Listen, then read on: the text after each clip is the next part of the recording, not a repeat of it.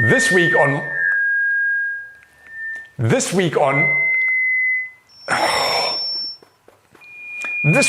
Mind Your Own Business. Oh, why feedback is just so annoying.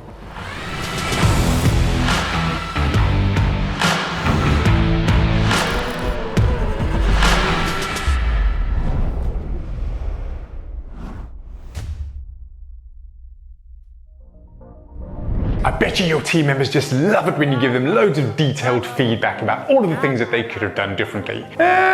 Probably not. The trouble is that whilst most people think they like receiving feedback, the reality is quite different. You'll probably find that when you deliver feedback with some team members, they shut down, they get defensive, and therefore they don't take the message on board in the spirit that it is intended. So what do you do? Because if you have team members on your team, they do need input in order to improve their outcomes. Well, I have got a gift for you. Instead of using feedback, which is actually pretty unhelpful in some ways because it's about the past and nobody can change the past, I want you to use something called Feedforward. Now, Feedforward is a really cool concept because it gets people to focus on the future, and obviously we can change the future. So consider a situation where you have a salesperson that's just had a really important sales meeting, and for whatever reason, that sales meeting bombed. Now, the worst thing that you could do is sit down with that salesperson whilst their confidence is low and point out all of the different things that they did wrong. That is not going to help them. A much healthier approach would be to sit down with that team member and use Feedforward, which would be about helping them look at what they can do differently in the future. So you could ask them